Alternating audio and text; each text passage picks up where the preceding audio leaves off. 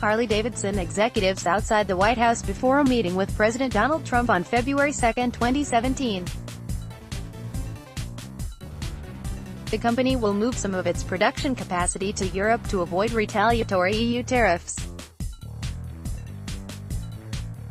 Washington. A few months before moving into the Oval Office, then-candidate Donald Trump had a glib answer about how he would enforce his trade policies. "It's going to be so easy," he told a roomful of manufacturers in Dayton, Ohio, adding this reassurance, "We're not going to have trade wars." 2 years later, with those manufacturers seeing Trump's tariffs eat into their profits, with factories in other areas announcing layoffs and even an iconic American motorcycle maker shipping some jobs to Europe, neither of Trump's promises that day has held up. "We're having a trade war with the entire world, on everything," said Monica DeBall, a senior fellow at the Peterson Institute for International Economics. Mike Earhart, who was a roundtable participant during Trump's Dayton campaign visit, said he could not have anticipated that Trump's generalities and platitudes that afternoon would translate into as much as $700,000 in lost profits this year for his employee-owned JBK Manufacturing. "I do not think anybody expected this to escalate to the level that it's at," he said. His company makes jet engine parts for aerospace companies and the military, so Trump's 25% tariff on foreign steel and 10% tax on foreign aluminum have resulted in huge price hikes for JBK's raw materials.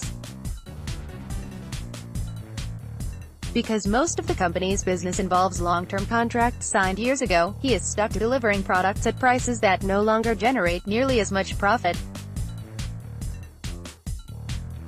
JBK has total revenues of $15 million a year and income of a few million, so Trump's policies are taking real money from his workers' pockets. "We're not a big company. We're 50 employees," he said. "It's a big chunk of our profits." For all its woes, JBK at least has not been publicly attacked by the president, which is what is happening to Wisconsin-based Harley-Davidson. That company announced in a Securities and Exchange Commission filing Monday that European Union tariffs retaliating against Trump's tariffs will cost the company as much as $45 million in the second half of 2018 alone.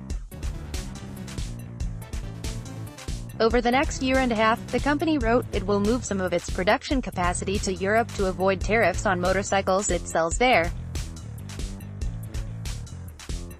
Trump responded to that Tuesday morning with a blistering statement threatening the company with a tax if it failed to do as he wanted.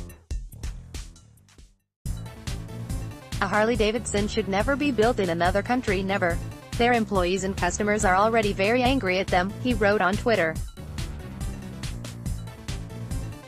"If they move, watch, it will be the beginning of the end. They surrendered, they quit.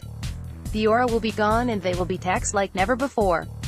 Harley-Davidson executives visited the White House days into Trump's administration in 2017, wearing leather jackets on the South Lawn driveway as Trump examined the motorcycles they brought.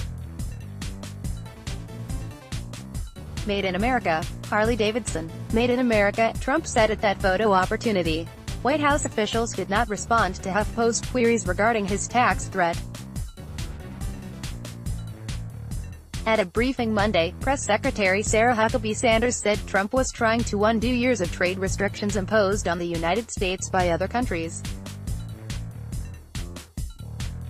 "The European Union is trying to punish U.S. workers because they have engaged repeatedly in unfair trade practices, and the president is saying enough is enough," she said. So far, though, those hurt by Trump's tariffs do not appear to be EU countries but American workers. Mid-Continent Nail, the country's largest nail manufacturer, laid off 60 employees this month and has warned that the entire 500-person factory could shut down by Labor Day. Trump's metal tariffs have driven up its production costs, which in turn drove down demand for its nails. This, according to economists across the political spectrum, is an obvious and expected result of Trump's tariffs. Douglas Holt-Eakin was an economist in the George W. Bush White House, which also imposed steel tariffs in an attempt to protect domestic steelmakers. Holtz-Eakin said those tariffs hurt steel-using manufacturers, which employ many times more people than steelmakers do, hurt the economy generally and ultimately were ruled illegal by the World Trade Organization. And that will be true today as well, he said. I'm nervous about the wisdom of this strategy. Jared Bernstein, a top economic advisor to Joe Biden when he was vice president, said Trump's tariffs reveal a lack of understanding of the modern global economy, which has both mobile capital and mobile production capacity. He said there are things the government can do to help retrain workers who lose jobs, introduce apprenticeship programs and ensure a durable safety net, for example. There's a lot we can do, but this sure isn't it, he said. These sweeping tariffs are not examples of that by a long shot. On the issue of tariffs, though, Trump does not appear to be taking the advice of mainstream economists and is instead relying on his feelings on trade. For decades, he has claimed that the United States is being taken advantage of by other nations. And in that view, he has the support of at least one participant in that Dayton Roundtable 2 years ago. I do believe that the United States has been taken advantage of for a multitude of years, said Al Shoynier, the chief operating officer at Superion Inc. This company services equipment used by manufacturers, so while it is not affected a great deal by the tariffs, its customers are. In the short term, it's not going to be good for anybody, he said, but he added that he believes Trump's approach is necessary and will eventually bring a good resolution. The world needs the United States, and the United States needs the world. Download. Do you have information you want to share with HuffPost? Here's how.